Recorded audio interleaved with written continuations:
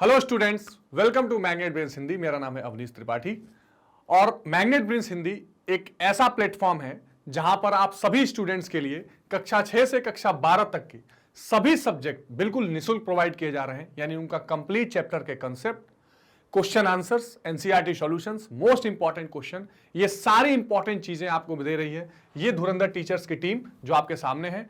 और आप किसी सब्जेक्ट से, किसी क्लास में, किसी स्टेट बोर्ड से पढ़ाई कर रहे हो, आपको निःशुल्क प्रोवाइड किया जा रहा है पूरा हिंदी मीडियम कंटेंट जो शायद ही कहीं आपको एक जगह मिले। सबसे खास बात स्टूडेंट्स, किसी भी चैप्टर को पढ़ने के बाद या एक दो चैप्टर पढ़ने के बाद आपको किसी भी तरीके का पेड सब्सक्रिप्शन नहीं लेना है। ऐसा नहीं होगा कि आप 2 चैप्टर पढ़ लिए तो बाकी चैप्टर्स लॉक थे और आपको पैसे भर के पैकेज खरीद के पढ़ाई करनी है, ऐसा नहीं है। सब कुछ आपको निःशुल्क, बिल्कुल फ्री ऑफ कॉस्ट प्रोवाइड कर रही है मैग्नेट ब्रेन्स हिंदी। और मैग्नेट ब्रेन्स हिंदी के टीचर के साथ जुड़ के आप अपनी प्रिपरेशन शुरू कर सकते हैं। या मैं भी मिलूंगा आपको, ठीक है? किसके लिए? राजनीति विज्ञान के लिए। और भी सब्जेक्ट्स के साथ पढ़ाई करेंगे हम आपके साथ। अच्छा, करना आपको इतना है कि मैग्नेट ब्रेन्स हिंदी को ज्यादा से ज्यादा लाइक, शेयर और सब्सक्राइब करिए ताकि ये इस तरह की इंपॉर्टेंट वीडियो सभी चैप्टर, सभी सब्जेक्ट्स की आप तक पहुंचती रहे।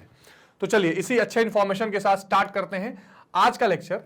तो आज सीट युद्ध का दौर जो हमने इंपॉर्टेंट चैप्टर किया था, जिसके हमने सारे इंपॉर्टेंट कंसेप्ट भी देखे थे, वन शॉट रिवीजन भी देखा था, एमसीक्यूज, मोस्ट इंपॉर्टेंट क्वेश्चंस जो हमें करना था, वही मोस्ट इंपॉर्टेंट क्वेश्चंस हम आज करने वाले हैं। यानी बाकी जितनी चीजें हम कर चुके हैं उसके बाद आज हम मोस्ट इंपॉर्टेंट चीजें करेंगे। मोस्ट इंपॉर्टेंट क्वेश्चन जो आपके एग्जामिनेशन पॉइंट ऑफ व्यू के लिए इंपॉर्टेंट है, केवल 12th के लिए नहीं, जो कॉम्पिटिटिव एग्जाम भी जिन बच्चों को देना है उनके लिए भी बहुत ही यूजफुल और ये काम की चीज है। क्या?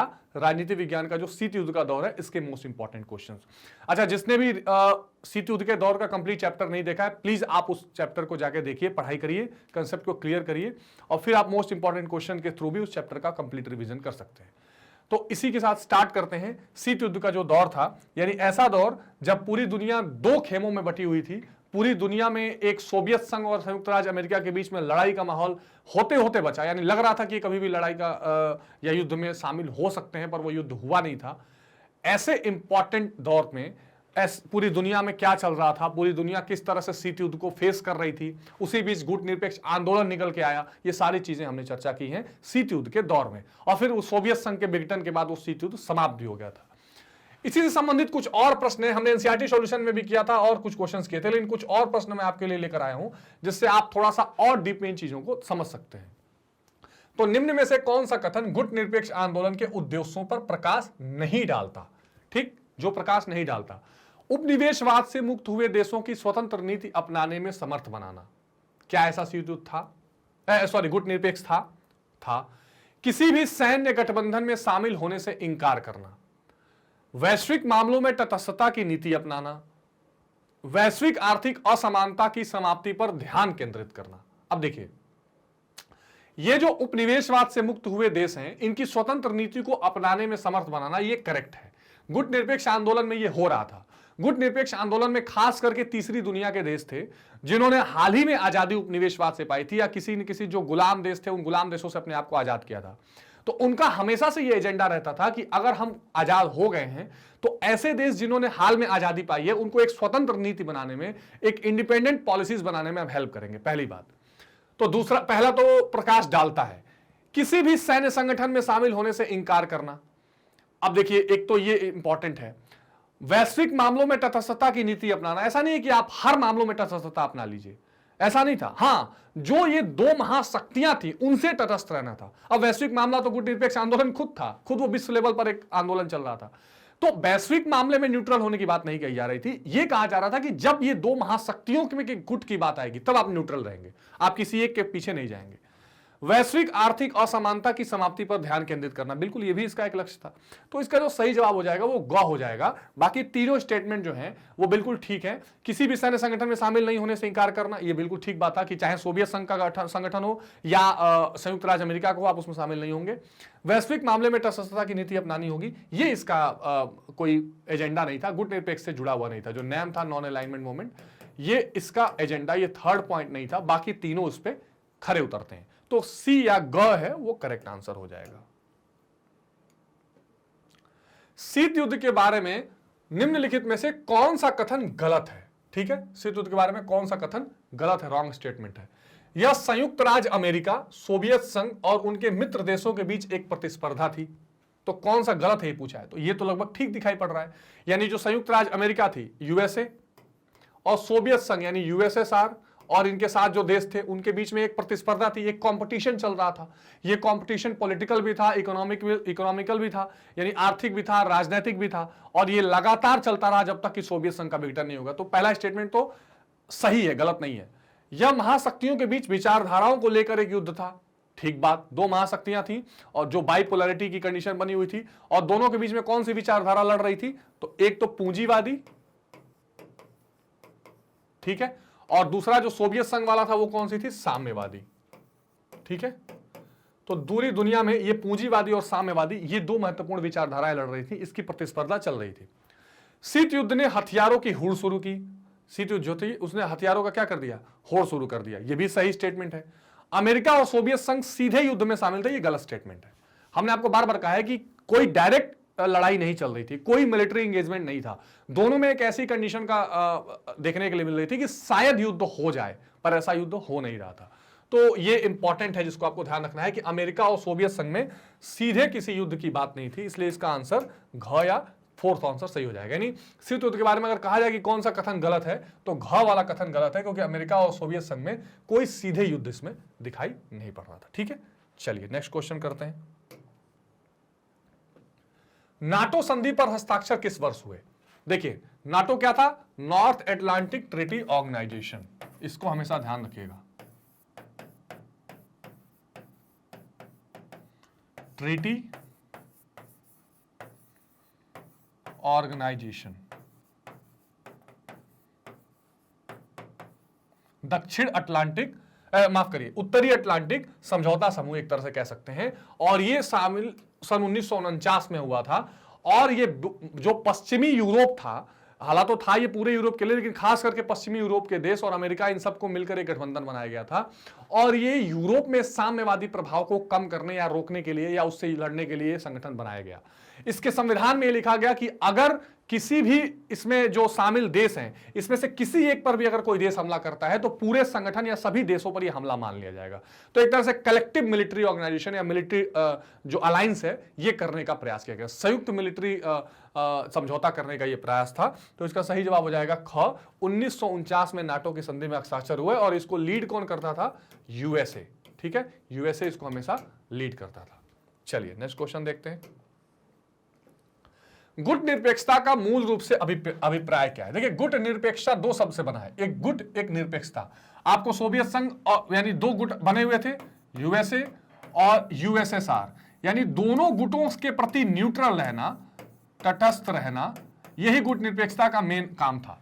निरपेक्षता मतलब होता है क्या? निरपेक्षता मतलब होता है, जैसे आपने पढ़ा होगा आपके संविधान में, पंथ निरपेक्षता आती है, यानी पंथ के प्रति आप न्यूट्रल रहेंगे, तटस्थ रहेंगे। राज्य का अपना, आप नहीं, राज्य किसी भी पंथ या धर्म के प्रति तटस्थ रहेगा, उसमें इंटरफेयर नहीं करेगा या उसको अपना धर्म नहीं या पंथ नहीं मानेगा।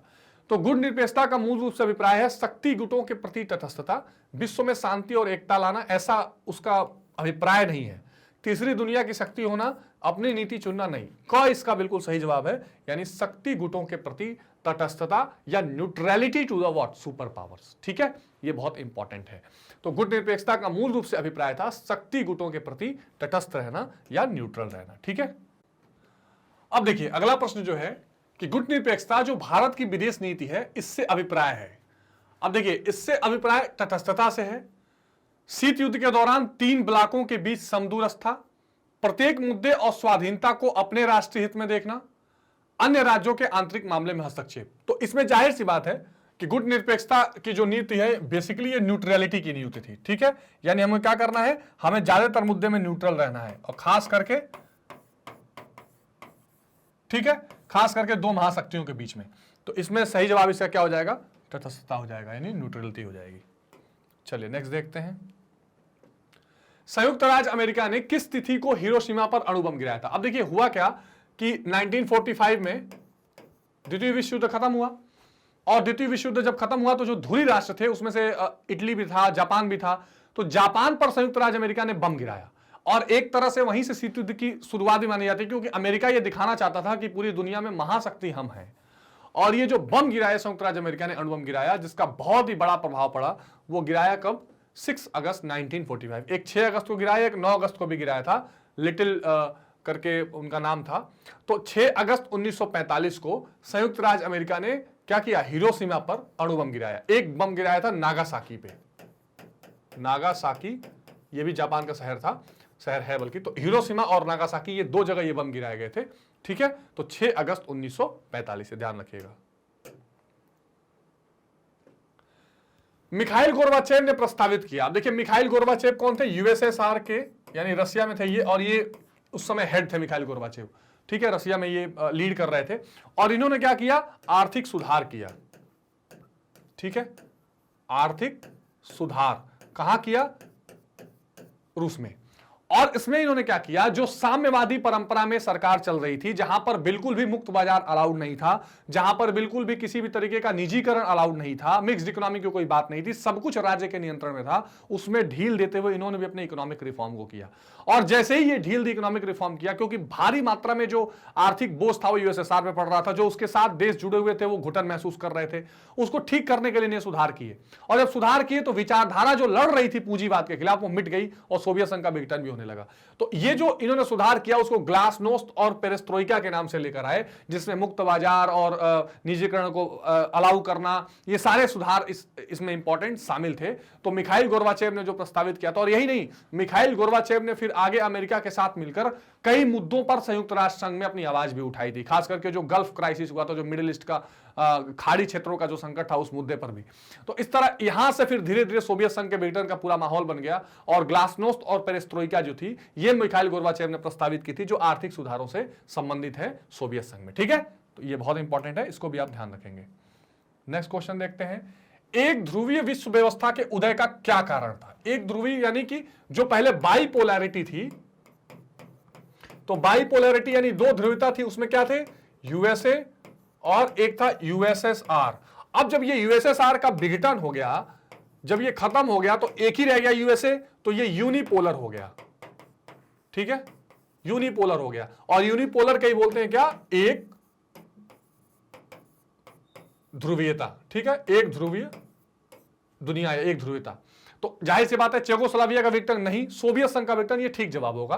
तो सोवियत संघ के विघटन का मतलब यह है कि यूएसएसआर का डिसइंटीग्रेशन होगा, और इसके बाद फिर क्या होगा, सीट युद्ध समाप्त हो जाएगा, और उसके बाद क्या आ जाएगा, एक ध्रुवीय पूरे विश्व की व्यवस्था बन जाएगी। बहुत इंपॉर्टेंट क्वेश्चन है, इसको भी आपने ध्यान रखना है।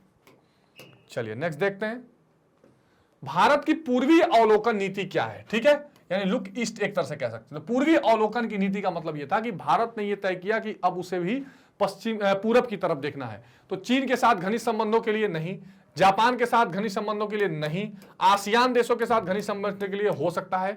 ठीक है, सार्क देशों के साथ घनिष्ठ संबंधों के लिए ऐसा भी नहीं है। सार्क तो दक्षिण एशिया संबंधित है। इसका सही जवाब क्या हो जाएगा, सी, आसियान देश। आसियान जिसके कितने मेंबर हैं टोटल, आसियान के कितने मेंबर हैं, तो आसियान के टोटल 10 मेंबर हैं। ठीक है, 10 मेंबर्स। ठीक है, तो 1967 में इसकी स्थापना हुई थी, और इंडोनेशिया की राजधानी जकार्ता में इसका हेडक्वार्टर है, जिसका हमने चर्चा भी किया था। तो भारत का पूर्वी अवलोकन नीति आसियान देशों के साथ घनिष्ठ संबंधों के लिए है, इसके साथ पार्टनर में इंडिया। ध्यान रखिएगा कि India is not a member of ASEAN, India ASEAN का सदस्य नहीं है, इंडिया सार्क का सदस्य है, और सार्क के जो हेडक्वार्टर है वो कहां है, काठमांडू, नेपाल में। ठीक है, नेक्स्ट क्वेश्चन देखते हैं,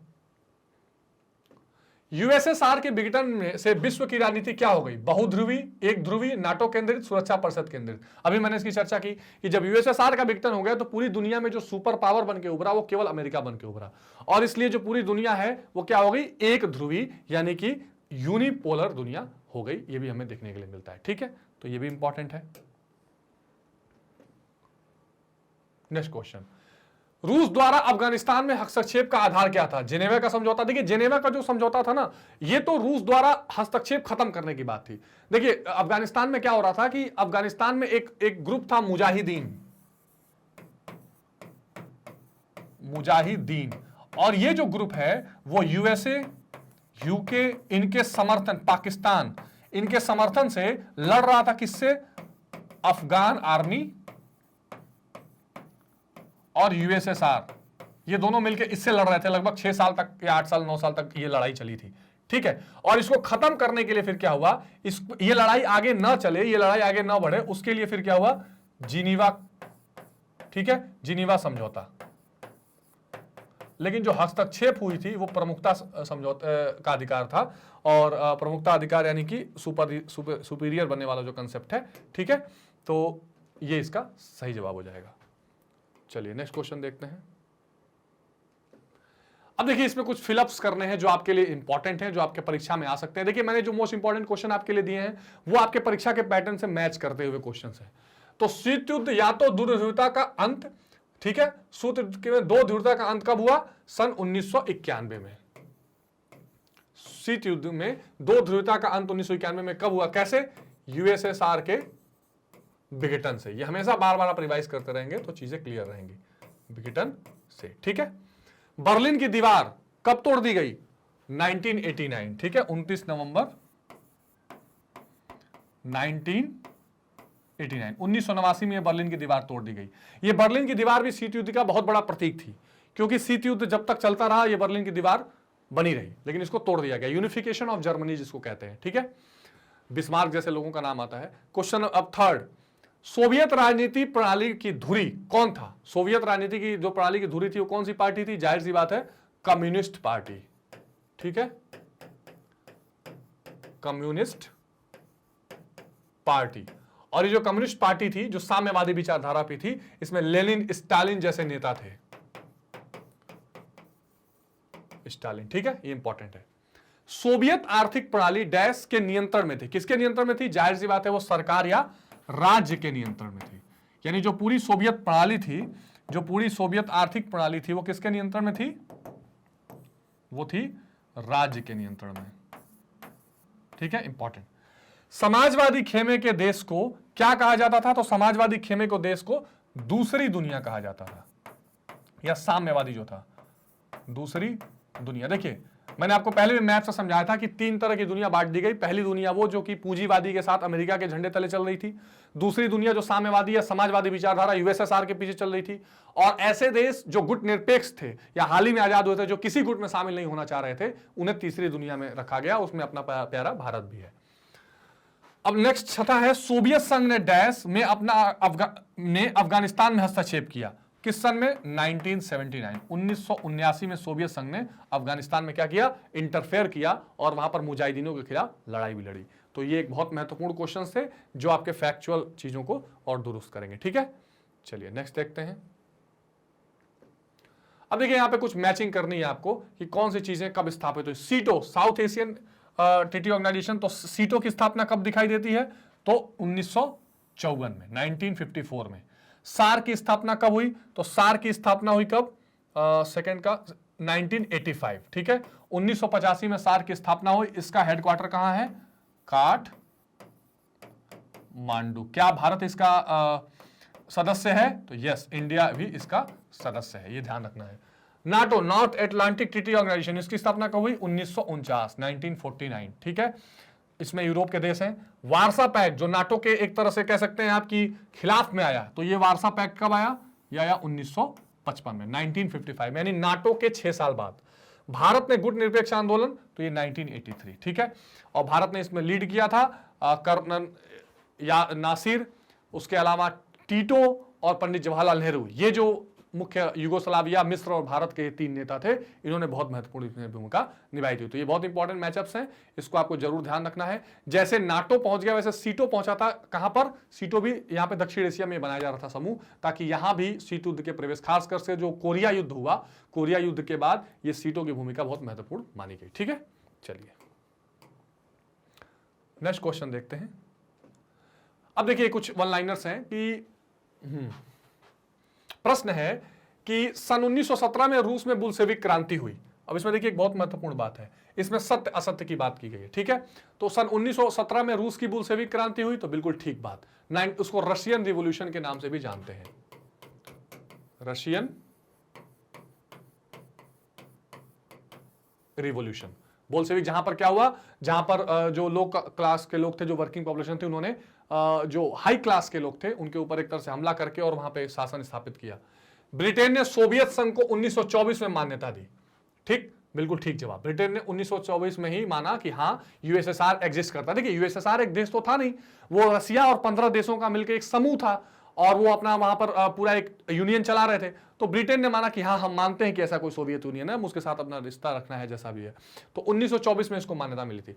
संयुक्त राज्य अमेरिका ने 10 साल बाद, लगभग 9 साल बाद 1933 में सोवियत संघ को मान्यता दी। ये भी ठीक सत्य है, बिल्कुल ये भी सत्य है कि सोवियत संघ ने क्या किया, 1933 में क्या किया, संयुक्त राज्य अमेरिका ने सोवियत संघ को मान्यता दी।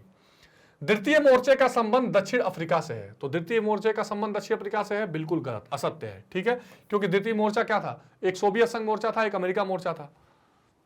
स्टालिन रूस सोवियत संघ का नेता था, यह बिल्कुल सही है। स्टालिन और लेनिन ये दोनों बहुत महत्वपूर्ण नेता थे। चर्चिल जर्मनी के प्रधानमंत्री थे, बिल्कुल गलत। मिस्टर चर्चिल कहां के थे, यूके, यूनाइटेड किंगडम। ठीक है, असत्य। रूजवेल्ट अमेरिका के राष्ट्रपति थे, ये सही है। ठीक है, रूजवेल्ट कौन थे, अमेरिका के प्रेसिडेंट थे। तो ये कुछ ऐसे महत्वपूर्ण तथ्य हैं या नेताओं के बारे में बात की गई है जिसकी जानकारी आपको होनी जरूरी है, तो ये हमेशा आप ध्यान रखेंगे। ठीक है, 1917 में रूस में बोल्शेविक क्रांति हुई। ब्रिटेन ने सोवियत संघ को 1924 में मान्यता दी, ठीक। संयुक्त राज्य अमेरिका सन 1933 में सोवियत संघ की मान्यता दी, ठीक। द्वितीय मोर्चे का संबंध दक्षिण अफ्रीका से है, असत्य। स्टालिन रूस का नेता था, सत्य। चर्चिल जर्मनी के प्रधानमंत्री थे, गलत। रूजवेल्ट अमेरिका के राष्ट्रपति थे, एकदम ठीक बात। ठीक है, चलिए। गठबंधन के देश, अब प्रश्न देखिए, गठबंधन के सदस्य देशों को अपने भू क्षेत्र में महाशक्तियों के सैन्य अड्डे के लिए स्थान देना जरूरी था, बिल्कुल सही बात है भाई। जो भी उस समय गठबंधन हो रहा था, कौन सा, खास करके नाटो वाला जो गठबंधन या जो शीत युद्ध में भी महाशक्तियों के साथ जुड़ने का गठबंधन था, उसमें यह था कि जो भी देश उसमें शामिल होंगे वो अपने एरिया में महाशक्तियों को हवाई अड्डा बनाने के लिए या सैन्य अड्डा बनाने के लिए जगह देंगे, स्थान देंगे। तो ये सत्य है स्टेटमेंट, बिल्कुल सही है स्टेटमेंट। सदस्य देशों को विचारधारा और रणनीति दोनों स्तरों पर महाशक्तियों का समर्थन करना था, यह भी बिल्कुल सही स्टेटमेंट है कि जो भी देश किसी एक गुट में शामिल होगा और दूसरे गुट का रणनीति और विचारधारा दोनों स्तर पर समर्थन करेगा। जब कोई राष्ट्र किसी एक सदस्य देश पर आक्रमण करता था तो इसे सभी सदस्य पर आक्रमण माना जाता था, यह भी बिल्कुल सत्य है। जैसे नाटो के तो संविधान में यह लिखा गया था कि अगर किसी एक देश पर कोई एक देश हमला करेगा तो यह मान लिया जाएगा कि पूरे ग्रुप पर यह हमला किया गया है। चौथा, महाशक्तियां सभी सदस्य देशों को अपने परमाणु हथियार विकसित करने में मदद करती थी, यह असत्य है। ये महाशक्तियां कभी नहीं चाहती थी कि परमाणु हथियार सबके पास हो, वो तो खुद बॉस बन के रहना चाहती थी। तो महाशक्तियां सब बाकी देशों को परमाणु हथियार बनाने में मदद नहीं करना चाह रही थी, वो केवल खुद के पास इसको रखना चाह रही थी। और कई ट्रीटीज भी इस पर शामिल हुए। ठीक है, तो ये महत्वपूर्ण स्टेटमेंट्स हैं, ध्यान रखेंगे आप। अब कुछ एक शब्द या एक वाक्य वाले भी प्रश्न मैंने इंपॉर्टेंट रखे हैं जो आपके एग्जाम में आ सकते हैं। तो गुट निरपेक्षता का मूल अभिप्राय क्या है? गुट निरपेक्षता का मूल आधार शक्ति गुट यानी अमेरिका और सोवियत संघ के प्रति तटस्थता की भाव है। यानी अगर जो दो गुट थे उनको लेके अगर आप क्या है, तटस्थ हैं, ठीक है ना, यानी कि न्यूट्रल हैं, तो ये जो भाव है दोनों गुटों से तटस्थ रहने का, अलग रहने का, इसी को गुट निरपेक्षता कहते हैं। दूसरा क्वेश्चन है कि संयुक्त राज्य अमेरिका ने किस तिथि को हिरोशिमा पर अणु बम गिराया था? ठीक है, तो ये 6 अगस्त 1945 को गिराया था, जो बहुत महत्वपूर्ण डेट है, इसको हमने फिलअप में भी देखा था। गुट निरपेक्षता जो कि भारत की विदेश नीति है, से क्या अभिप्राय है? भारत का अभिप्राय शक्ति गुटों के प्रति तटस्थता है। ठीक है, ये भी अभी हमने किया है। तो गुट निरपेक्षता नॉन अलाइनमेंट मूवमेंट जो भारत की नीति रही है, इसका जो मुख्य अभिप्राय रहा है वो हमेशा न्यूट्रलिटी या तटस्थता रहा है। नाटो संधि पर हस्ताक्षर कब हुए? 1949 में। ठीक है, इंपॉर्टेंट है, बार बार चीजें रिवीजन में मोड में आ रही हैं ताकि आपको चीजें हमेशा के लिए याद हो जाएं। चलो, द्वितीय विश्व युद्ध के पश्चात किन दो ध्रुवों का उदय हुआ? तो द्वितीय विश्व युद्ध के पश्चात संयुक्त राज्य अमेरिका और सोवियत रूस नामक दो ध्रुवों का क्या हुआ? उदय हुआ, यानी यूएसए और यूएसएसआर। ठीक है, ये दो ध्रुवों का उदय हुआ। नाटो का पूरा नाम लिखिए, उत्तर अटलांटिक संधि संगठन। कब आया? 1949। ठीक है, इंग्लिश में क्या बोलेंगे इसको? इंग्लिश में भी आपको जानना बिल्कुल जरूरी है, नॉर्थ अटलांटिक। जितनी बार आप पढ़ेंगे लिखेंगे आपको उतनी बार ये चीजें दिमाग में बैठ जाएंगे, उस हिसाब से। ट्रीटी ऑर्गेनाइजेशन, टीटी ऑर्गेनाइजेशन। ठीक है, चलिए। सीटो का पूरा नाम क्या है? दक्षिण पूर्वी एशियाई संगठन, साउथ ईस्ट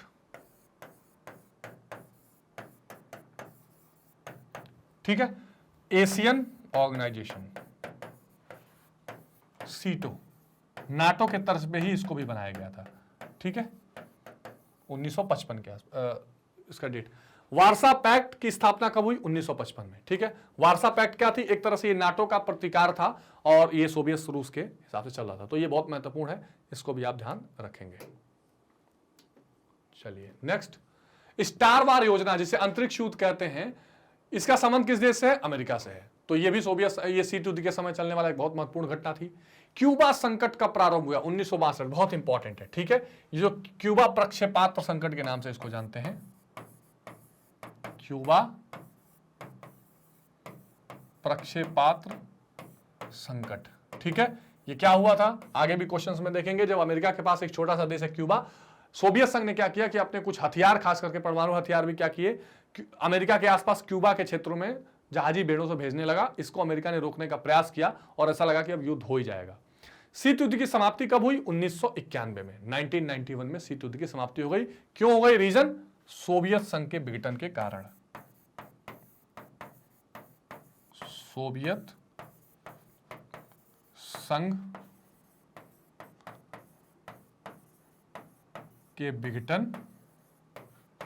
के कारण, ठीक है। ये एक महत्वपूर्ण बात है। वर्तमान में गुट निरपेक्ष देशों की संख्या कितनी है? लगभग 120, जो नॉन अलाइंड मूवमेंट में शामिल है। तो ये महत्वपूर्ण तथ्य है जो आपको ध्यान रखनी है, बहुत ही महत्वपूर्ण है, ठीक है। चलिए, बांडुक सम्मेलन कब हुआ? ठीक है, ये इंडोनेशिया में एक शहर है, ठीक है। ये बहुत महत्वपूर्ण, ये गुट निरपेक्ष आंदोलन से पहले की भूमिका में बहुत महत्वपूर्ण है, ठीक है।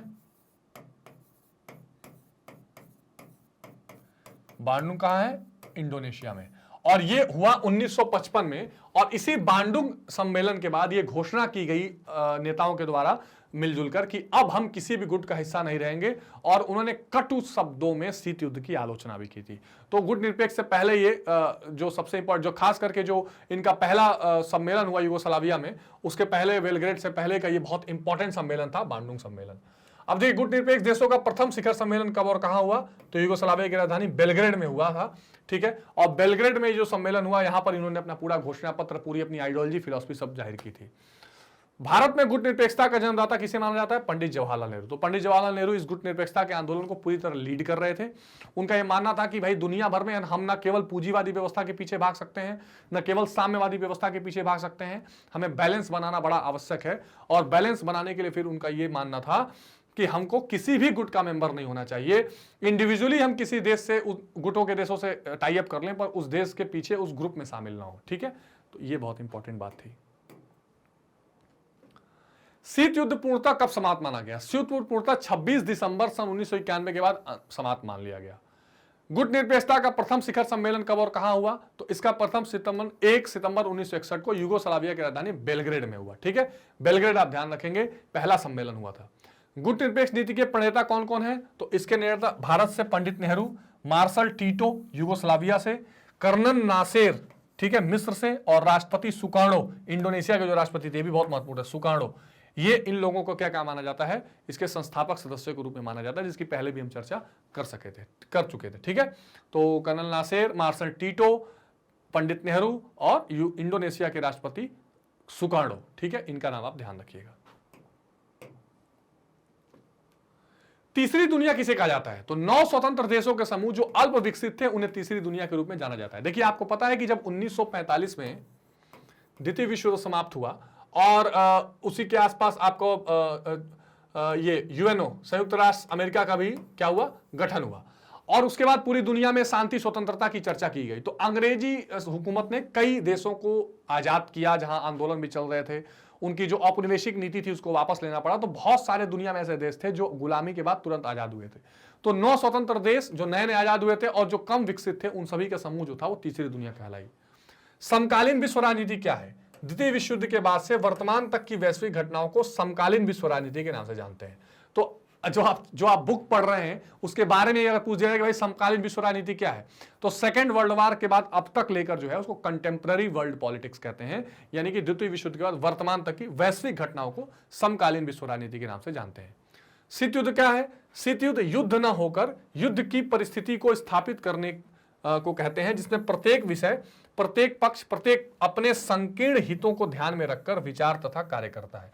यानी मान लिया जाएगा कि दो कोई गुट है, इसमें डायरेक्ट युद्ध नहीं हो रहा है, लेकिन अपने संकीर्ण विचारों को फोकस में रख के, अपने एजेंडे को फोकस में रख के वो काम करने का प्रयास करता है कि हमारा भला होना चाहिए, हमारी क्या होनी चाहिए, हमारे हितों को साधना जरूरी है। और इसको शीत युद्ध कहते हैं। डायरेक्ट वॉर नहीं होगा, वॉर जैसी स्थिति बनी रहेगी।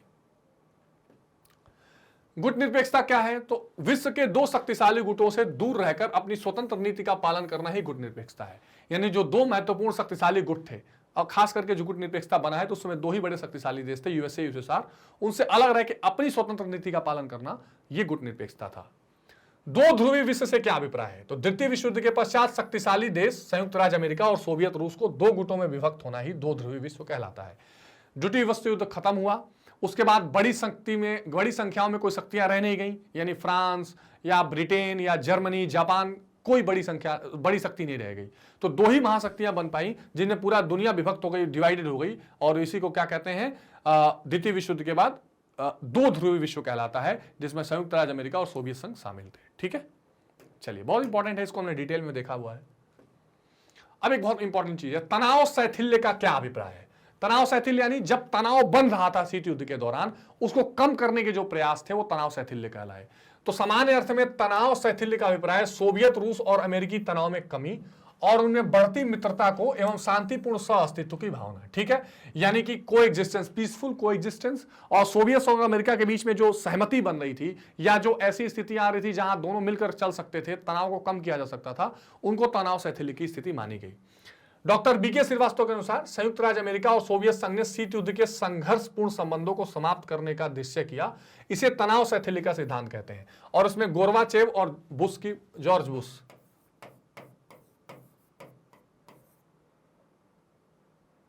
गोर्बाचेव और मिखाइल गोर्बाचेव जो थे, गोर्बाचेव और जॉर्ज बुश, इन्होंने क्या बताई? महत्वपूर्ण भूमिका निभाई थी। ठीक है, जिससे दोनों में तनाव कम हो सके। चलिए, नई अंतरराष्ट्रीय व्यवस्था क्या है? नई अंतरराष्ट्रीय अर्थव्यवस्था क्या है? यह है जिससे उद्देश्य विकासशील देशों को साथ सामग्री उपलब्ध कराना है, साधनों को विकसित देशों में विकासशील देशों में भेजना, विकसित देशों से विकासशील देशों में भेजना, वस्तु संबंधित, ठीक है ना, देशों से वस्तु संबंधित समझौते करना, बचाववाद को समाप्त करना, यानी जिसको संरक्षणवाद भी कहते हैं, संरक्षणवाद, ये जो है प्रोटेक्शनिज्म, इसको समाप्त करना, तथा प्राचीन परंपरा औपनिवेशिक अर्थव्यवस्था के स्थान पर निर्धन देशों के साथ न्याय करना है। तो नई अर्थव्यवस्था क्या थी कि जो डेवलपिंग कंट्रीज हैं उनको भी सेंट्रल में रखा जाए, जो डेवलप्ड देश हैं वहां से साधनों को डेवलपिंग देशों में भेजा जाए, जो निर्धन देश हैं उनकी मदद की जाए। इसके अलावा जो बचाववाद है, यानी जो एक देश दूसरे देश में ट्रेड नहीं करने दे रहे हैं, संरक्षणवाद जो कर रहे हैं, उसको करना, यानी कि free and fair trade, free and fair trade को क्या करना? बढ़ावा देना, मुक्त व्यापार, इसको बढ़ावा देना। ठीक है, ये सारी चीजें नई अर्थव्यवस्था का पार्ट बनती हैं, बहुत महत्वपूर्ण चीजें हैं जिसको आपको ध्यान रखना है। ठीक है, अब कुछ और महत्वपूर्ण प्रश्न है कि दो ध्रुवता का अंत कब हुआ? तो 91 में सोवियत व्यवस्था के समाप्त होने के बाद दो ध्रुवता का अंत हो गया। रूसी मुद्रा का नाम क्या है? रूबल। ये आपके लिए एक जनरल नॉलेज की बात है कि जो रशिया की करेंसी है उसको रूबल कहा जाता है। ठीक है, दो ध्रुवीय देश कौन कौन से हैं? तो संयुक्त राज्य अमेरिका और सोवियत संघ, इनको माना जाता था कि ये दो ध्रुवीय देश हैं। ठीक है, ये वन लाइनर्स हैं जो आपको बहुत काम आएंगे, न सिर्फ 12th में बल्कि कॉम्पिटिटिव एग्जामिनेशन में भी। सोवियत प्रणाली क्या थी? 1917 में रूसी क्रांति के पश्चात साम्यवादी विचारधारा के अधीन समाजवादी सोवियत गणराज्य की स्थापना की गई। अब देखिए 1917 में रूसी क्रांति हुई थी, उसके बाद साम्यवादी विचारधारा को मानने वाले जितने छोटे छोटे देश थे उन सब लोगों ने मिलकर क्या किया? एक सोवियत प्रणाली का, यानी सोवियत सिस्टम का स्थापना किया था। बर्लिन की दीवार कब बनाई गई? तो बर्लिन की दीवार सन 1961 में बनाई गई थी। ठीक है, बर्लिन जर्मनी का एक शहर है और उसको डिवाइड करने वाली दीवार बनी थी। और कब तोड़ी गई? तो 9 नवंबर 1989 को तोड़ी गई। ठीक है, ये भी इंपॉर्टेंट है, ये चीजें शीत युद्ध के दौरान की प्रमुख घटनाएं हैं, इंपॉर्टेंट ये हैपनिंग्स हैं, इसलिए इनको ध्यान में रखना बड़ा जरूरी है। ठीक है, चलिए नेक्स्ट देखते हैं। गोर्बाचेव द्वारा प्रारंभ की गई आर्थिक अर्थव्यवस्था का नाम लिखिए। तो गोर्बाचेव ने ग्लासनोस्त और पेरेस्ट्राइका नामक अर्थव्यवस्था की आर्थिक सुधार शुरू किया था। ठीक है, हमेशा ध्यान रखें, ग्लासनोस्त बहुत महत्वपूर्ण है और इसके साथ क्या महत्वपूर्ण है? पेरेस्ट्राइका। ठीक है, ये दो सुधार थे जिनके नाम से ये सुधार आए थे, जो ग्लासनोस्त और पेरेस्ट्राइका के नाम पे, जो सोवियत संघ में लागू किए गए थे। सोवियत संघ के विघटन के दो कारण, तो इसके दो कारण ऐसे हैं कि जो गोर्बाचेव द्वारा किए गए सुधार और जनता को प्राप्त अभिव्यक्ति की स्वतंत्रता। एक तो वहां पर देखिए सब कुछ स्टेट के कंट्रोल में था, जब गोर्बाचेव ने ढील दी तो लोग वहां पर स्वतंत्रता पाते ही बोलने लगे और बोले कि हम इनके साथ नहीं रहेंगे, हमें अलग होना है। तो एक तो ये, और जो सुधार हुए थे वो सुधार कहीं ना कहीं पूंजीवाद की तरफ मुड़ते हुए दिखाई दे रहे थे। तो जो साम्यवादी विचारधारा लड़ती हुई प्रतीत हो रही थी वो अपने आप खत्म हो गई। राजनीतिक आर्थिक संस्थाओं की अंदरूनी कमजोरियां, बहुत सारी ऐसी वहां इंस्टीट्यूशंस थे जो दबा के रखे गए थे और वो कमजोर पड़ चुके थे, उन सब ने रिवेल कर दिया, वो संस्थाएं गिरने लगी, इसलिए सोवियत संघ का विघटन हो गया। ठीक है। शॉक थेरेपी क्या है? अब देखिए, रूस, मध्य एशिया के गणराज्य और पूर्वी यूरोप के देशों में पूंजीवाद की ओर संक्रमण का एक खास मॉडल अपनाया गया। विश्व बैंक और अंतर्राष्ट्रीय मुद्रा कोष द्वारा निर्देशित इस मॉडल को शॉक थेरेपी कहा जाता है। ठीक है। तो जो रूस के देश हैं, मध्य एशिया के देश हैं, इन देशों को पूंजीवाद की ओर मोड़ा जाए, इसके लिए एक नीति बनाई गई, इसके लिए एक आर्थिक नीति बनाई गई। डिटेल में इसकी चर्चा करेंगे किसी क्लास में। और ये जो मॉडल बनाया गया उसको शॉक थेरेपी दिया गया कि भाई ये जो देश हैं वो क्या करें, वो लौटकर पूंजीवाद की तरफ आए, वरना इकोनॉमी खत्म हो जाएगी। और इसमें काफी हद तक जो साथ दिया था वो IMF यानी इंटरनेशनल मॉनेटरी फंड, जहां पे अमेरिका की चलती थी, और विश्व बैंक, इन दोनों को हम क्या बोलते हैं, ब्रेटन वुड इंस्टीट्यूट्स भी बोलते हैं। और यहाँ अमेरिका की एक तरह से चलती रही है। तो ये नीति पीछे से चल रही थी अमेरिका की कि शॉक थेरेपी दो। लेनिन कौन था? लेनिन बोल्शेविक कम्युनिस्ट पार्टी के संस्थापक थे। बोल्शेविक क्रांति 1917 में हुई थी और उसमें हेड चल रहे थे लेनिन। तो लेनिन उस पार्टी के क्या थे? हेड थे। और इस पार्टी ने रूसी क्रांति करने में बहुत बड़ी भूमिका निभाई। और उसके बाद क्या हुआ? सोवियत संघ जैसी प्रणाली भी उभर कर सामने आई। तो ये कुछ महत्वपूर्ण प्रश्न है जिसको हमेशा आपको ध्यान रखना है। तो इस तरह से एक इंपॉर्टेंट है क्वेश्चन जिनको आपको ध्यान रखना है। अगला क्वेश्चन है कि द्विध्रुवीय व्यवस्था के उदय के कारण लिखिए। ठीक है। यानी जो बाइपोलैरिटी थी, इस व्यवस्था के प्रमुख कारण क्या थे, आपको ध्यान रखने हैं। तो देखिए, ये बाइपोलैरिटी यानी शीत युद्ध जो शुरू हुई, इसके कई कारण हैं और इन कारणों को हम चर्चा ध्यान से करते हैं। अगर ऐतिहासिक कारण देखें तो ऐतिहासिक कारण में अगर आप देखेंगे तो जो पश्चिमी देश हैं 1917 में सोवियत संघ को बोल्शेविक क्रांति को संदेह की दृष्टि से देखते थे और 1917 के बाद से ही पश्चिमी देश सोवियत संघ को समाप्त कर देना चाहते थे। अब देखिए, जो सोवियत संघ में जो बोल्शेविक क्रांति हुई थी, ये नीचे के ग्रुप को ऊपर सत्ता में ले आने की बात थी, राजशाही के खिलाफ थी, पूंजीवाद की व्यवस्था है उसको बिल्कुल मानने के खिलाफ थी। तो हमेशा से चाहते थे कि जो पश्चिमी देश हैं वो कहीं ना कहीं क्या करें, वो एक तरह से खत्म कर दें इस सोवियत संघ वाले मामले को। पश्चिमी राष्ट्रों ने हिटलर को सोवियत संघ पर आक्रमण करने के लिए प्रेरित किया। परिणाम स्वरूप सोवियत संघ और संयुक्त राज्य अमेरिका के मध्य अविश्वास बढ़ता रहा। अब देखिए, वैसे तो द्वितीय विश्व युद्ध में दोनों देश शामिल थे, लेकिन हमेशा हिटलर को उत्साहित किया कि सोवियत संघ पर हमला करिए। इससे सोवियत संघ और अमेरिका एक दूसरे पर शक करते। सोवियत संघ को लगता था कि अमेरिका जर्मनी के पीछे खड़ा हो जाएगा, उसका साथ देगा, और अमेरिका को लगता था कि ये साम्यवादी विचारधारा है, हमारे खिलाफ हो सकती है। तो एक तो ऐतिहासिक कारण यह था कि दोनों देशों में संदेह की भावना चल रही थी। दूसरा, द्वितीय मोर्चे का प्रश्न। द्वितीय विश्व युद्ध के दौरान जब हिटलर सोवियत संघ को व्यापक नुकसान पहुंचा रहा था, तो सोवियत नेता स्टालिन ने अमेरिकी राष्ट्रपति रूजवेल्ट और ब्रिटिश प्रधानमंत्री चर्चिल को जर्मनी के विरुद्ध मोर्चा खोलने का आग्रह किया, परंतु पश्चिमी देशों ने सोवियत संघ के इस आग्रह पर ध्यान नहीं दिया और सोवियत संघ ने पश्चिमी देशों की आंतरिक इच्छा को भांप लिया। अब देखिए, जब द्वितीय विश्व युद्ध चल रहा था और जर्मनी सोवियत संघ को काफी नुकसान पहुंचा रहा था, तो सोवियत संघ ये चाहता था कि अमेरिका जो है वो हमला करे जर्मनी पे, लेकिन अमेरिका ऐसा नहीं करता। अब देखिए, ये खाई पैदा हो रही है। यूएसए और यूएसएसआर दोनों मिलकर द्वितीय विश्व युद्ध लड़ रहे थे, लेकिन कहीं ना कहीं दोनों बीच उसी दौरान दोनों के बीचों में खटपट शुरू हो गई थी। तो एक तो ये द्वितीय मोर्चे वाला प्रश्न भी इंपॉर्टेंट है जो जाहिर से आपको समझना है। युद्ध के बाद क्या हुआ? द्वितीय विश्व युद्ध के पश्चात अमेरिका और सोवियत संघ के मध्य यूरोपीय मतभेद उभर कर सामने आए। पश्चिमी देश पूर्वी यूरोप के देशों में निर्वाचित लोकतांत्रिक सरकार की स्थापना करना चाहते थे, जबकि सोवियत संघ पूर्वी यूरोप में सरकारों को लोकतांत्रिक मानता था। उपर्युक्त कारणों के परिणाम स्वरूप विश्व द्विध्रुवीय व्यवस्था का उदय हुआ। अब देखिए, हुआ क्या कि जो पूरा यूरोप था द्वितीय विश्व युद्ध के बाद, तो वैसे ही हम बड़े वाली स्थिति आ गई। अब अमेरिका ये चाहता था कि जो पश्चिमी देश हैं या पश्चिमी यूरोप है या पूर्वी यूरोप है, वहां लोकतांत्रिक सरकारें बनाई जाएं।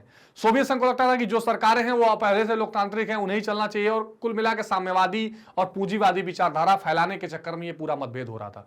तो युद्ध से पहले की दो स्थितियां और युद्ध के बाद की अपने आप की विचारधाराओं को ले आने की जो गतिविधि और उसकी जो लड़ाई थी, ये दो ध्रुवीय व्यवस्था का कारण बनी, जो आपको ध्यान में रखना है। ठीक है। अगला प्रश्न है कि शीत युद्ध प्रारंभ होने के कारण बताइए। तो पहला कारण विश्व का दो गुटों में विभाजन सबसे इंपॉर्टेंट और सबसे प्रमुख कारण है कि पूरी दुनिया दो गुट में बट गई। अब जो दो गुट में बट गई तो हमेशा दोनों के टकराने की संभावना बनी रहती थी। बस यही दो, इसलिए शीत युद्ध हुआ। द्वितीय विश्व युद्ध के बाद विश्व दो गुटों में साम्यवादी तथा पूंजीवादी गुटों में विभाजित हो गया। ठीक है। साम्यवादी गुट का नेतृत्व सोवियत संघ और पूंजीवादी गुट का नेतृत्व कौन कर रहा था? अमेरिका कर रहा था। इसी गुटबाजी के परिणाम स्वरूप शीत युद्ध प्रारंभ हुआ। बिल्कुल, जब भी शीत युद्ध की बात आए आपको ये लाइन बिल्कुल ध्यान में रखनी है कि पूरी दुनिया एक साम्यवादी गुट में चली गई, एक पूंजीवादी गुट में चली गई। यही गुट का जो विभाजन है उससे जो है शीत युद्ध प्रारंभ हुआ। अगला है कि विकासशील और पिछड़े देशों की किसी एक देश गुट पर निर्भरता। जाहिर सी बात है, कई सारे ऐसे देश थे जो उस समय आजाद हुए थे, विकासशील थे, छोटे थे, उनको ये लगता था कि किसी एक गुट के साथ रह के हम अपना विकास कर सकते हैं। बहुतों को नहीं भी लगा तो गुट निरपेक्ष हो गए, लेकिन काफी देश जो उनके पीछे थे उनको लग रहा था। अब इस निर्भरता के कारण दो गुट बन गए और सुपरमेसी बन गई। द्वितीय विश्व युद्ध के बाद कई एशिया अफ्रीका देश स्वतंत्र हुए। परतंत्रता के कारण इन नौ नवोदित राष्ट्रों की आर्थिक स्थिति काफी खराब थी। उन्हें अपने विकास और राष्ट्र निर्माण में धन और अन्य तकनीकों की आवश्यकता थी, अतः देश अपने आवश्यकताओं की पूर्ति हो सोवियत संघ या अमेरिका के गुट में शामिल हो गए। जो नए देश थे उनको लगता था कि हमको अगर अपना विकास करना है तो विकास के लिए हमको किसी न किसी एक की मदद की जरूरत पड़ेगी। यही नहीं, यूरोप के भी जो देश कमजोर हो गए थे उनके लिए अमेरिका मार्शल प्लान लेके आया, मार्शल योजना। ठीक, यही नहीं, उसी समय विश्व बैंक और आईएमएफ, इनका भी क्या हुआ था, गठन हुआ था, जो पूरी दुनिया में लोन बांट रहे थे। यहां अमेरिका का वर्चस्व चलता था, तो इनसे भी मदद लेने के लिए अमेरिका पीछे से, जो शॉक थेरेपी वाली मैंने आपको अभी कहानी बताई, वो चलता था कि भाई हमारे गुट में शामिल हो जाओ। तो ये सारी स्थितियां चल रही थी। ठीक है, सोवियत संघ की भूमिका। सोवियत संघ द्वारा पूर्वी यूरोप के देशों में कठपुतली सरकार की स्थापना करना चाहता था, जिससे वो अपनी साम्यवादी नीति का विस्तार कर सके। अभी हमने कुछ देर पहले पढ़ा है कि जो पूर्वी यूरोप था, यूरोप का पूर्वी वाला हिस्सा, उसमें चाहता था कि सोवियत संघ अपने हिसाब से सरकारें बनवा दे कि वहां वो कंट्रोल करता रहे। सोवियत संघ और अमेरिका में वैचारिक मतभेद, जर्मनी निशस्त्रीकरण, साम्यवादी चीन को मान्यता, कोरियाई युद्ध आदि मसलों पर रूस और अमेरिका के बीच वैचारिक मतभेद हो गया। ठीक है ना, तो जर्मनी में क्या होना चाहिए, जैसे बर्लिन की दीवार वाला मामला था, जो निशस्त्रीकरण है, निशस्त्र परमाणु हथियार को छोड़ना है। चीन को लेकर मान्यता, कोरिया को जो युद्ध हुआ, अब चीन की मान्यता की जो बात ये थी ना, जो चीन, वहां पे दो चीन है अभी भी, एक ताइवान है, एक चीन है, people Republic of China, Republic of China, इस तरह है। तो उनमें किसको मान्यता दी जाएगी, ये सारे मुद्दों को लेकर सोवियत संघ और अमेरिका में विचारों का मतभेद था, इसलिए भी ये शीत युद्ध की स्थिति बन रही थी। तटस्थ देशों पर शंका। भारत जैसे देशों को रूस से मित्रता को अमेरिका शंका की दृष्टि से देखता था। ये पाया गया, भारत ने ये बोला था कि हम तटस्थ हैं, हम न्यूट्रल हैं, लेकिन कई बार ऐसा लगता था कि भारत रूस के करीब या यूएसएसआर के करीब दिखाई पड़ रहा है, तो इसलिए हमेशा शंका होती थी अमेरिका को। इसका एक और उदाहरण देखने को मिला, जब 1971 में भारत पाकिस्तान का युद्ध हुआ, तो ऐसा देखा गया कि एक तरफ अमेरिका कुछ करना चाह रहा था, तो दूसरी तरफ सोवियत संघ ने अपने जहाजों को लगाकर और एक तरह से दबाव बनाने का प्रयास किया। तो ये स्थितियां बनी रही और शीत युद्ध चलता रहा। अगला कारण, साम्यवादी दल द्वारा शासित राज्यों का उदय। पोलैंड, हंगरी, चेकोस्लोवाकिया इत्यादि देशों में साम्यवादी सरकारों की स्थापना से अमेरिका, ब्रिटेन और पश्चिमी यूरोप के अन्य देश सशंकित उठे, अतः साम्यवाद को रोकने हेतु कुछ भी करने को तैयार थे। भाई पोलैंड, हंगरी, चेकोस्लोवाकिया ऐसे देश थे जहां पे साम्यवादी, यानी जो पूर्वी यूरोप वाला हिस्सा था, यहां साम्यवादी विचारधारा पनप रही थी, तो इसको रोकने के लिए फिर जो बाकी दूसरे धड़ा था, ब्रिटेन का, अमेरिका का, इन लोगों ने सोचा कि हमें कुछ करना पड़ेगा। शीत युद्ध चल रहा था और इसीलिए नाटो जो है वो उसी की एक प्रतिक्रिया थी कि नाटो मिला के हम एक साथ बने रहेंगे। ठीक है, चलिए नेक्स्ट, संयुक्त राष्ट्र संघ की दुर्बलता। बिल्कुल सही बात है, यूएनओ जो है, यूएनओ बहुत ज्यादा इसमें कुछ कर नहीं पा रहा था, और इसकी जो दुर्बलता थी वो साम्यवादी और पूंजीवाद में जो टकराव चल रहा था, जो संघर्ष चल रहा था, इसको दूर करने में विफल रहा, और शीत युद्ध को प्रारंभ होने में संयुक्त राष्ट्र संघ की दुर्बलता भी उत्तरदायी रही। भाई संयुक्त राष्ट्र संघ तो एक विश्व पंचायत के रूप में मनाया गया था, ठीक है, 24 अक्टूबर 1945 की, भाई ये विश्व के में शांति स्थापना करने की दृष्टि से और सारी चीजों को न्यूट्रल करने की दृष्टि से काम करेगा, पर वो दुर्बल बना रहा, इसलिए भी शीत युद्ध को रोका नहीं जा सका, शीत युद्ध चलता रहा। अगला प्रश्न, भारत की गुट निरपेक्षता की नीति की विशेषताएं लिखिए। तो भारत की गुट निरपेक्षता की नीति की विशेषता निम्नलिखित है। भारत दो तीन चीजें चाहता था, एक, पूरी दुनिया में शीत युद्ध रुके या कम हो, तनाव कम किया जाए, ठीक। दूसरा, किसी एक गुट में शामिल ना हो जाए, अपनी आर्थिक हितों को विकासशील देश साधे, ये कुछ प्रमुख बातें थी। शीत युद्ध को कम करना, गुट निरपेक्ष आंदोलन के माध्यम से सोवियत संघ और संयुक्त राज्य के बीच गलतफहमियों को दूर करने में और दोनों को एक दूसरे के समीप लाने का प्रयास करते थे। जो कोरिया युद्ध हुआ ना, कोरिया युद्ध, जो कोरिया युद्ध था, उस कोरिया युद्ध में भारत ने मध्यस्थता भी करने का प्रयास किया सोवियत संघ और अमेरिका के बीच में, और कुछ हद तक की भी। तो हमेशा ये चाहते थे कि महाशक्तियों में पारस्परिक वैमनस्य खत्म हो और ये दोनों एक दूसरे के करीब आए, ये भारत की नीति रही। विश्व राजनीति में विवादों को टालना, कि पूरी दुनिया में जो विवाद बन सकते हैं ऐसे मुद्दों को टाला जाए। इस आंदोलन के कारण संपूर्ण विश्व और समाज दो भागों में विभाजित होने से बच गया तथा तृतीय विश्व युद्ध भी नहीं छिड़ा, जिसकी आशंका काफी समय से व्यक्त की जा रही थी। देखिए, गुट निरपेक्ष जो आंदोलन है ना, इसने तृतीय विश्व युद्ध की संभावना को बहुत हद तक कम किया। क्योंकि अगर पूरी दुनिया केवल दो गुटों में बटी रहती तो कभी भी युद्ध हो सकता था, लेकिन ऐसे एक ऐसा गुट भी था जो दोनों को ठंडा करता था कि नहीं नहीं नहीं, ठीक नहीं, ऐसा नहीं, ऐसा मत करो, और बाकी देशों को भी बताता था देखो ऐसा भी गुट है जिसमें किसी देश की तरफ नहीं जाना है, तो इधर आओ। तो जो अग्रेसिव होते थे तो उसका साथ छोड़ के कुछ इधर भी आ सकते थे। तो ये हमेशा भारत की नीति रही है कि जो तनाव है पूरी दुनिया में, जो विवाद है, उसको टाला जाए। निशस्त्रीकरण और अस्त्र नियंत्रण की दिशा में प्रगति। भारत चाहता था कि इस क्षेत्र में गुट निरपेक्ष देशों ने महत्वपूर्ण भूमिका निभाई। निशस्त्रीकरण मतलब क्या होता है? आप हथियार छोड़िए, कम करिए। सन 1945 में नाभिकीय शस्त्रों के परीक्षण पर प्रतिबंध लगाने के प्रस्ताव, ठीक है, और 1963 में अणु परीक्षण निषेध संधि, ये बहुत इंपॉर्टेंट संधियां हुई जिसमें भारत ने प्रमुख भूमिका निभाई। अविकसित राष्ट्रों के मध्य आर्थिक सहयोग और विकास। भाई लगता गुट निरपेक्ष आंदोलन में देशों को लगता था कि हम एक दूसरे का आर्थिक सहयोग कर सकते हैं, आर्थिक रूप से एक दूसरे का साथ दे सकते हैं। गरीब और पिछड़े राष्ट्रों के आर्थिक विकास में गुट निरपेक्ष राष्ट्रों का महत्वपूर्ण योगदान रहा है। कोलंबो शिखर सम्मेलन में एक आर्थिक घोषणा पत्र तैयार किया गया। कोलंबो, जब चूंकि श्रीलंका भी इसमें शामिल था, तो कोलंबो में एक गुट निरपेक्षता आंदोलन का सम्मेलन हुआ और उसमें आर्थिक घोषणा पत्र भी बनाया गया कि कैसे हम एक दूसरे के साथ कर सकते हैं। विश्व शांति के क्षेत्र में संयुक्त राष्ट्र संघ का भरपूर सहयोग किया हमेशा भारत ने। जब भी संयुक्त राष्ट्र संघ को लगा कि भाई हम दुनिया में शांति ले आनी है, भारत ने उसमें सहयोग किया। जो यूएन पीस कीपिंग फोर्स होती है ना, यूएन पीस कीपिंग फोर्स, उसमें भारत ने अपने बहुत सारे जवानों को भेजा हुआ है समय समय पे, ताकि दुनिया में शांति बनी रहे। अगला क्वेश्चन देखते हैं। नवोदित राष्ट्रों को, अच्छा इसमें एक और पॉइंट होगा कि नवोदित राष्ट्रों को महाशक्तियों के जाल से बचाकर स्वतंत्र विकास का अवसर प्रदान किया। ये किसमें? गुट निरपेक्ष आंदोलन में। यानी जो नए राष्ट्र थे उन्होंने उनको बड़े शक्तियों के जाल से बचाया, यानी महाशक्तियों के जाल से बचाया और स्वतंत्र विकास का अवसर प्रदान किया। निर्गुट देशों में पारस्परिक तनाव और वैमनस्यता, सैनिक दबाव व आर्थिक पिछड़ापन जैसे चुनौतीपूर्ण वातावरण के बावजूद गुट निरपेक्ष आंदोलन की सराहनीय उपलब्धि रही। इसमें भारत का योगदान सबसे प्रमुख रहा है। ठीक है, तो ये बहुत ही महत्वपूर्ण कंसेप्ट गुट निरपेक्ष आंदोलन का रहा, जब एक ऐसी स्थिति बनाने का प्रयास किया गया कि जो ये देश है वो अपना आर्थिक विकास भी कर सकें, किसी गुट का हिस्सा भी न बने और तृतीय विश्व युद्ध की संभावना पर भी विराम लगाए, तनाव की स्थिति कम करें, विवाद को हल करें। अब अगला प्रश्न है कि गुट निरपेक्ष आंदोलन की कमजोरियां बताइए या गुट निरपेक्ष आंदोलन के पूर्ण सफल न हो पाने के कारण बताइए। देखिए, पूर्ण सफल न हो पाने का मतलब यह है कि और बड़ा आंदोलन बनकर ये क्यों नहीं उभरा। ऐसा नहीं कि उसने अपना काम नहीं किया। सदस्य राष्ट्र सिद्धांतहीन अवसरवादी, बहुत सारे ऐसे राष्ट्र थे जो अपना अवसर तलाश रहे थे, सिद्धांत बड़ा फॉलो नहीं किया। आलोचकों का मत है कि इस आंदोलन के सदस्य राष्ट्र सिद्धांतहीन थे और अपने स्वहितों की पूर्ति के लिए दोहरी नीति का पालन करते हुए भी समृद्ध देशों से मधुर संबंध बनाए रखना चाहते हैं, जिसके परिणाम स्वरूप अंतरराष्ट्रीय समस्याओं पर खुलकर अपना मत रखने और आलोचना करने से कतराते रहे। देखिए, ये मत भूलिए कि इसमें जो राष्ट्र थे वो ऑलरेडी नए नए उदित राष्ट्र थे, अंडर डेवलप्ड नेशन भी थे, उनको अपना विकास भी करना था। तो अगर वो किसी गुट में शामिल नहीं भी हो रहे थे तो कम से कम उनके खिलाफ नहीं बोल रहे थे, शीत युद्ध की पूरी तरह आलोचना नहीं कर रहे थे, और जो एक एग्रेसिव मोड अपनाना चाहिए वो कई बार नहीं अपना रहे थे। तो इसलिए क्योंकि उनका अपना स्वार्थ भी इसमें शामिल था। तो एक तो ये इसका दलील दिया जाता है, एक इसका ये कारण बताया जाता है। दूसरा, एक शक्तिहीन लचर संगठन। यह आंदोलन ऐसे राष्ट्रों का संगठन है जो अर्थ, बल और साहस से हीन है। इसमें शक्ति नहीं थी, क्योंकि जाहिर सी बात है इसके पास बहुत पैसा नहीं था, इसकी अपनी मिलिट्री ऑर्गेनाइजेशन इतनी बड़ी नहीं थी जो सोवियत संघ और अमेरिका का मुकाबला करे। अधिकांश राष्ट्र अविकसित और नए नए स्वतंत्र हुए हैं, जहां उन्हें अपने विकास के लिए विकसित देशों से आर्थिक सहयोग की अपेक्षा रहती थी। वहां अपनी नीति के पालन हेतु आवश्यक बल शक्ति यानी सेना भी कमजोर है। आज की अंतर्राष्ट्रीय राजनीतिक व्यवस्था अर्थ और शक्ति बल के आधार पर चल रही है, जिसे प्रभावित करने में आंदोलन असफल रहे हैं। यह आलोचकों का तर्क रहा है उस समय भी कि भाई ये जो देश हैं ये पूरी तरह, ये गुट निरपेक्ष आंदोलन पूरी तरह सक्सेस नहीं हो सकता, क्योंकि इसकी सैन्य बल कमजोर है, इसका आर्थिक स्थिति कमजोर है और वो मैच नहीं कर पाएगा आज के पॉलिटिकल इन्वायरमेंट से।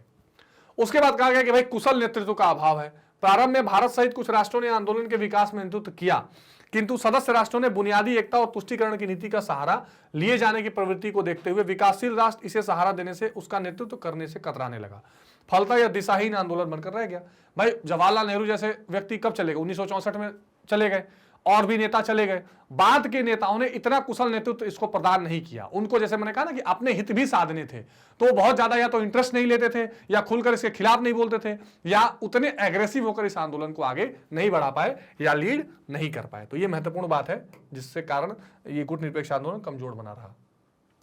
बाहरी आर्थिक और सुरक्षा सहायता पर निर्भर। ये मैंने कई बार ये चीजों का हमने डिस्कस किया है कि जो धनी राष्ट्र थे उनसे पैसे की आशा रहती थी, उनसे जो है कई बार जो सुरक्षा है उसकी आशा रहती थी। जैसे देखिए गुट निरपेक्ष आंदोलन में यह था कि किसी गुट में शामिल नहीं होना है, लेकिन इंडिविजुअली किसी राष्ट्र में अगर गुट निरपेक्ष, अगर वो किसी एक धुरी का राष्ट्र है, चाहे वो अमेरिका या सोवियत संघ भी है, तो उससे इंडिविजुअली समझौता किया जा सकता है, लेकिन शीत युद्ध के लिए समझौता नहीं किया जा सकता। तो मतलब यह था कि आप एक गुट में शामिल नहीं होंगे, लेकिन उस गुट के देशों से इंडिविजुअली अपना रिश्ता बना सकते हैं, तो कहीं ना कहीं प्रभाव तो पड़ ही जाता था। तो बाहरी आर्थिक और सुरक्षा सहायता पर निर्भर रहते थे। ठोस नीति और योजना का अभाव, केवल यही नीति था कि दोनों में शामिल नहीं होना है, लेकिन उसको कैसे इंप्लीमेंट करना है, कैसे इसके अलावा एक ऐसा रूपरेखा रखना है जो इनको बहुत सक्सेसफुल बना सके या एक अल्टरनेटिव पावर सेंटर बना सके, इसकी कोई बहुत योजना नहीं थी। इस आंदोलन के प्रारंभ में निश्चित किए गए उद्देश्य किसी नेतृत्व के अभाव में कागज पर सिमट कर रह गए, और आज के डेट में तो और ज्यादा ऐसा दिखाई देता है। समृद्ध राष्ट्रों के आर्थिक सैनिक दबाव और शोषण के खिलाफ मोर्चाबंदी करना तो दूर की बात, वे आपस के सदस्य राष्ट्रों को मदद कर पाने की कोई कारगर योजना तक तैयार करने में असफल रहे। ठीक है, तो इनकी कोई ठोस नीति इस तरह की दिखाई नहीं पड़ रही थी, या कोई ऐसा योजना दिखाई नहीं पड़ रहा था जो कागजों के अलावा कहीं दिखाई पड़े। अरे बस समझ में, इसलिए ये समस्या भी देखने के लिए मिलती है। अब प्रश्न है कि गुट निरपेक्षता से आप क्या समझते हैं? गुट निरपेक्ष आंदोलन के जन्म में भारत के योगदान को समझाइए। बहुत डिटेल में हमने देखा भी है, फिर देख लेते हैं, या भारत की गुट निरपेक्ष में क्या भूमिका रही। तो देखिए, विश्व में मौजूद दोनों शक्ति गुटों से दूर रहकर अपनी स्वतंत्र नीति का पालन करना ही गुट निरपेक्षता है। ठीक, यानी जो दो शक्तियां हैं, सोवियत संघ या यूएसएसआर या थी, उनसे अलग रहकर जो पालन करना है उसको गुट निरपेक्षता कहा गया। स्वतंत्रता प्राप्ति के पश्चात एशियाई देशों का एक सम्मेलन नई दिल्ली में बुलाया गया, जिसमें 18 देशों ने भाग लिया। इसके बाद 1949 में दूसरा सम्मेलन नई दिल्ली में आयोजित किया गया, जिसमें अफ्रीकी देश भी शामिल हुए। 1955 में इंडोनेशिया के नगर बांडुग में इसका एशियाई और अफ्रीकी देशों का सम्मेलन हुआ। इसमें भारतीय प्रधानमंत्री पंडित नेहरू की विशिष्ट भूमिका थी। देखिए, बहुत महत्वपूर्ण बात है, यानी आजादी मिलते ही पहले एशिया के देश आजाद हुए थे, उनकी एक मीटिंग नई दिल्ली में हुई। फिर दूसरी बार भी 1949 में इनकी एक मीटिंग नई दिल्ली में हुई, क्योंकि देखिए 1945 से शीत युद्ध शुरू हो चुका था। ठीक है, दुनिया दो ध्रुव में बट रही थी। फिर 1955 में जो बांडुंग में सम्मेलन हुआ एशिया और अफ्रीका के देशों का, जिसमें जवाहरलाल नेहरू ने बहुत भूमिका निभाई प्रमुखता से, उसमें यह तय हुआ कि अब हम किसी गुट में शामिल नहीं होंगे और गुट निरपेक्षता की बात की गई। उसके पश्चात गुट निरपेक्षता तथा विश्व शांति के लिए प्रधानमंत्री Nehru, Marshal Tito, Colonel Nasser के प्रयास से सितंबर 1961 में बेलग्रेड में गुट निरपेक्ष देशों का प्रथम शिखर सम्मेलन हुआ। हमेशा ध्यान रखिएगा, 1961 का बेलग्रेड सम्मेलन सबसे पहला था। इसमें 28 देशों ने भाग लिया। तब से लेकर आज तक 12 शिखर सम्मेलन हो चुके हैं। आज गुट निरपेक्ष देशों की संख्या लगभग 106 हो गई है। इन सम्मेलनों में निम्न अंतर्राष्ट्रीय विषयों पर जोर दिया गया है। तो भारत ने हमेशा जिसकी अगुवाई की थी, 61 के बेलग्रेड समझौते में, बेलग्रेड के सम्मेलन में भी उसकी बात प्रमुखता से रखी और धीरे धीरे गुट बढ़ता गया। अच्छा, किन किन मुद्दों की बात ये गुट करता है, इसे भी जानना जरूरी है।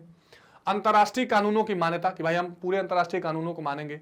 निशस्त्रीकरण के लिए प्रयास, जिसको बोलते हैं डिसआर्मामेंट, है ना, यानी शस्त्र दुनिया में, खासकर परमाणु शस्त्र नहीं ज्यादा रहने चाहिए।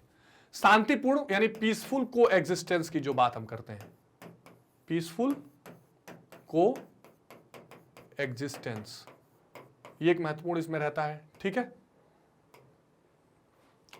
उपनिवेशवाद और साम्राज्यवाद का विरोध, यानी कोई कॉलोनिज्म नहीं होनी चाहिए, कोई देश किसी को गुलाम नहीं बनाएगा, इसका विरोध। रंग भेद, यानी कि जो रेसिज्म है, ठीक है, अमेरिकन सिविल वार्स, रंग भेद जो है, इसका विरोध, कि गोरे काले का भेद नहीं होगा। राष्ट्रों की स्वाधीनता, यानी देश जो है, जाहिर सी बात है ये सब नव उदित या नए आजाद हुए राष्ट्र थे, तो चाहते थे कि ऐसा ही हर जगह हो। विश्व शांति तथा मानव अधिकारों में आस्था, अन्याय का विरोध तथा न्याय का समर्थन, सैनिक गुटबंदियों का विरोध, कोई सैनिक गुटबंदी न हो, सीधे सीधे शीत युद्ध का विरोध। तो ये महत्वपूर्ण कुछ बिंदु थे जिसको लेकर जो ये नॉन अलाइनमेंट मूवमेंट है या जो गुट निरपेक्ष आंदोलन है, ये आज भी कभी प्रासंगिक बना रहता है। ठीक है, उपयुक्त विषयों पर भारत ने हमेशा विभिन्न अंतर्राष्ट्रीय मंचों पर आवाज उठाई है। जिन विषयों की हमने बात की, भारत के ही प्रयासों से विभिन्न सैनिक संघर्षों के समय शांति स्थापित हो पाई तथा निशस्त्रीकरण के मामले में प्रगति हुई। रंग भेद और उपनिवेशवाद, उपनिवेशवाद किसको बोलते हैं, कोलोनिज्म को, कोलोनिज्म यानी किसी को गुलाम बनाना, इसकी समाप्ति भारत के योगदान का फल है। आज गुट निरपेक्ष आंदोलन की जो कुछ भी प्रगति दिखाई दे रही है वो भारत के ही प्रयत्नों का फल है। ठीक है, तो गुट निरपेक्ष आंदोलन में जो भी हमको इसमें प्रोग्रेस दिखाई दे रहा है, इसमें भारत का एक बहुत महत्वपूर्ण भूमिका रही है। खास करके जो बांडुंग सम्मेलन, जहां एशिया अफ्रीका देशों को एक साथ मिलाने का प्रयास किया गया, उसमें भारत का योगदान सराहनीय रहा था। अगला प्रश्न है, भारत और शीत युद्ध पर निबंध लिखिए। तो भारत और शीत युद्ध यानी भारत का शीत युद्ध में क्या भूमिका रही? तो शीत युद्ध के दौर में भारत दो स्तरों पर भूमिका निभाई। एक, भारत ने सजग और सचेत रूप से दोनों महाशक्तियों की खेमाबंदी से अपने आप को अलग रखा, ठीक, यानी किसी भी खेमाबंदी से अलग रखा। और दूसरा, उपनिवेशों के चंगुल से मुक्त हुए 9 स्वतंत्र देशों के महाशक्तियों को गुटों में जाने से पुरजोर विरोध किया। तो एक तो भारत ने खुद को अपने किसी गुट से अलग रखा और दूसरों को भी गुट में जाने नहीं दिया। भारत की नीति न ही नकारात्मक थी, न ही निष्क्रियता की थी। ऐसा नहीं था कि भारत कुछ नहीं चाहता था कि दोनों गुटों में मत जाइए। उसके लिए किया क्या? गुट निरपेक्ष आंदोलन को जन्म दिया। भारत शीत युद्धकालीन प्रतिद्वंदिता की जकड़ ढीली रखने के लिए अंतर्राष्ट्रीय मामलों में सक्रिय रूप से हस्तक्षेप करने के पक्ष में था। भारत को लगता था कि जो ये गुट निरपेक्ष या शीत युद्ध चल रहा है, इसको कमजोर करने के लिए हम लोग को सक्रिय होना चाहिए। भारत ने दोनों गुटों के बीच मौजूद मतभेदों को कम करने की कोशिश की। शीत युद्ध के दौरान भारत ने लगातार उन क्षेत्रीय और अंतर्राष्ट्रीय संगठनों को सक्रिय बनाए रखने की कोशिश की जो अमेरिका अथवा रूस के खेमे से नहीं जुड़े थे। बहुत महत्वपूर्ण बात है। भारत हमेशा कोशिश करता था कि ऐसे संगठन जीवित रहें जो किसी गुट के ना हो, यानी दुनिया में दिखाई दे कि एक तीसरा पक्ष भी है, एक तीसरी गुट भी दिखाई दे रहा है जो किसी गुट में नहीं है, ठीक है।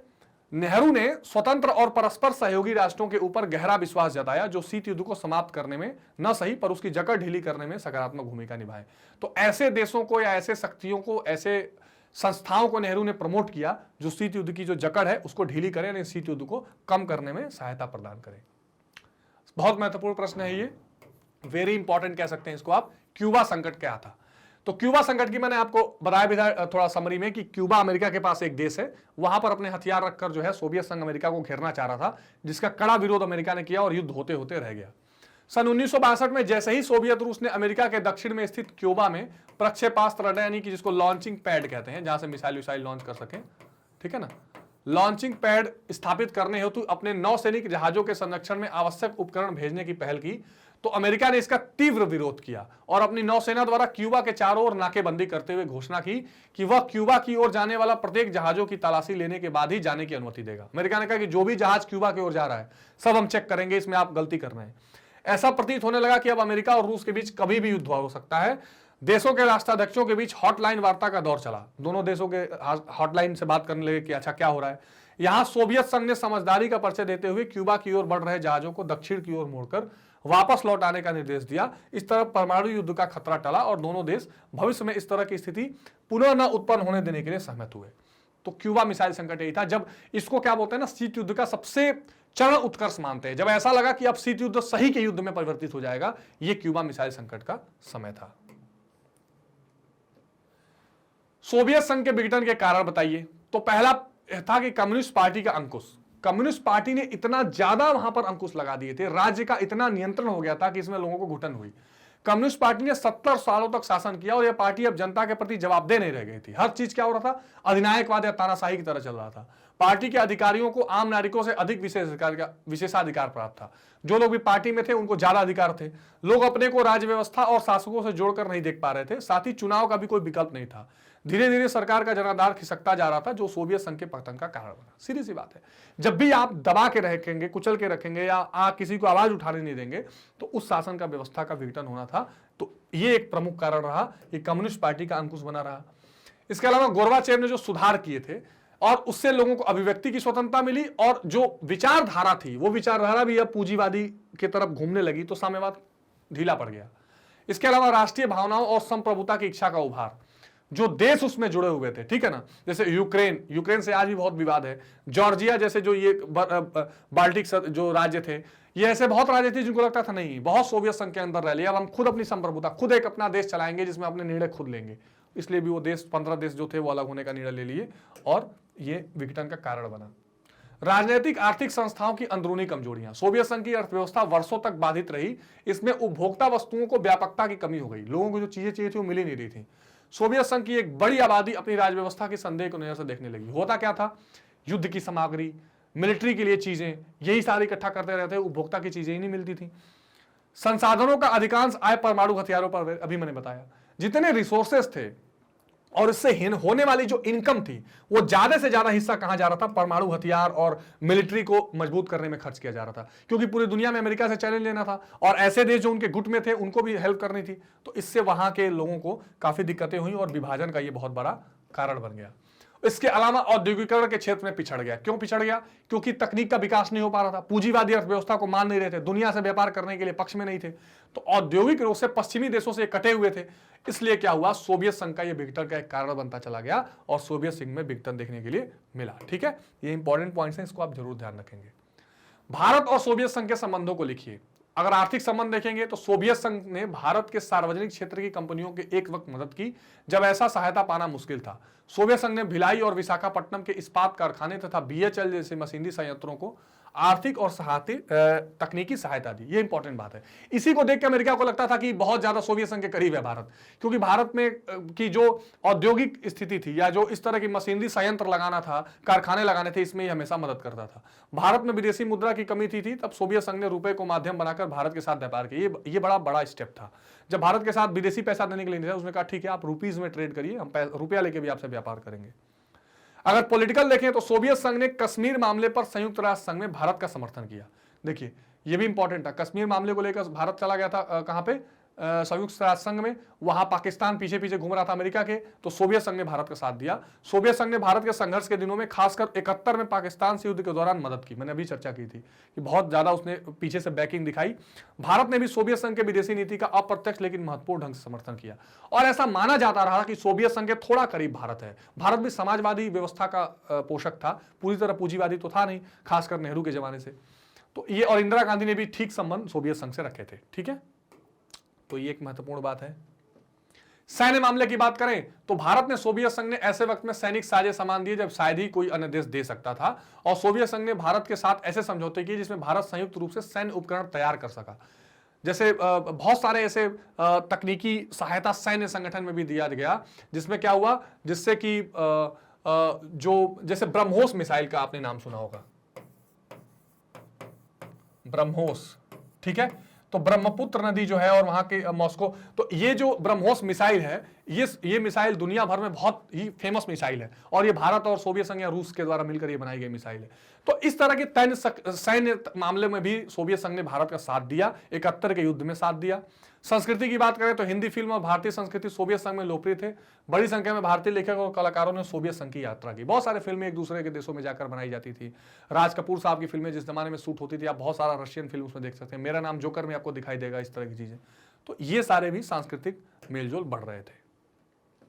ठीक है, तो ये कुछ महत्वपूर्ण प्रश्न थे जो हमने मोस्ट इंपॉर्टेंट क्वेश्चंस के रूप में देखे हैं, जो आपको अलग अलग जगह से प्रोवाइड किया गया है। इसके पॉइंट्स को, इसके हेडिंग्स को ठीक से रिवाइज करते रहिए आपके परीक्षा के लिए और पूरे चैप्टर की समझ के लिए भी बहुत इंपॉर्टेंट है। अब देखिए एक और महत्वपूर्ण आपके लिए जानकारी है कि India's number 1 100% free online education platform है क्या, मैग्नेट ब्रेन्स। तो आप मैग्नेट ब्रेन्स की वेबसाइट www.magnetbrains.com पर जाकर ये आप वेबसाइट पे आके और सीबीएसई स्टेट बोर्ड, किसी भी बोर्ड से पढ़ाई करने के लिए हिंदी मीडियम का सिलेक्शन कर सकते हैं और हिंदी मीडियम इस पर सेलेक्ट करके उसके बाद आपको राजनीति विज्ञान की ये इंटरफेस ये दिखाई दे जाएगा, जहां पर राजनीति विज्ञान, समकालीन विश्व राजनीति और जो स्वतंत्र भारत की राजनीति है, दोनों किताबों की सारे चैप्टर्स को, सारे सिलेबस को कवर किया जा रहा है बिल्कुल निःशुल्क, जहां आपको कोई पेमेंट नहीं करनी है। सारे चैप्टर्स आप पढ़ सकते हैं क्लास 12 सेलेक्ट करके और वहां से फिर आप इस तरह चैप्टर्स में, इसमें सीबीएसई एनसीईआरटी पर आधारित पूरा पाठ्यक्रम, पूरा संपूर्ण विवरण, सभी अध्याय का सारांश यानी समरी, अध्याय वीडियो, एक बार में 1 शॉट रिवीजन, बहुविकल्पी यानी एमसीक्यूज, ये सारी चीजें आप कहां, मैग्नेट ब्रेन्स की वेबसाइट पर जाकर पढ़ सकते हैं मेरे साथ यानी अवनीश त्रिपाठी के साथ। अन्य विषय और अन्य कक्षाओं की भी पढ़ाई आप यहां magnetbrains.com पर आ सके कर सकते हैं। इसके अलावा मैग्नेट ब्रेन्स का जो ऐप है वहां के थ्रू भी आप यहां पहुंच सकते हैं। ठीक है, तो इस तरह आप इन वीडियोस को स्टार्ट करके राजनीति विज्ञान की जितनी भी इंपॉर्टेंट वीडियोस हैं इन सबकी पढ़ाई कर सकते हैं। सभी जो चैप्टर्स हमने किए हैं, एनसीईआरटी सॉल्यूशंस किए हैं, 1 शॉट रिवीजन किया है, एमसीक्यू किया है, मोस्ट इंपॉर्टेंट क्वेश्चन किया है, मतलब उसके बाद कुछ बचेगा नहीं आपके परीक्षा के लिए। ये सारी चीजें ये आप पढ़ाई वहां से शुरू कर सकते हैं। ठीक है, तो कक्षा 6 से 12वीं तक मैग्नेट ब्रेन्स आपको बिल्कुल मुफ्त शिक्षा प्रोवाइड कराता है, जिससे आप क्या कर सकें, अपने किसी भी कक्षा की पढ़ाई सभी सब्जेक्ट, सभी चैप्टर की कर सकें। ठीक है, करना क्या आपको, लाइक, शेयर और सब्सक्राइब करिए ताकि ज्यादा से ज्यादा मात्रा में आपके लिए इस तरह की वीडियोस लेकर आ सकें, जिससे आपकी पढ़ाई, आपके एग्जामिनेशन में तैयारी और आसान हो सके और आप अच्छे नंबरों से पास हो सकें। ठीक है, तो मैग्नेट ब्रेन्स हिंदी को ज्यादा से ज्यादा लाइक, शेयर और सब्सक्राइब करिए। तब तक मिलते हैं अगली वीडियो में किसी नए टॉपिक के साथ। अपना बहुत ध्यान रखिए, take care, goodbye, thank you.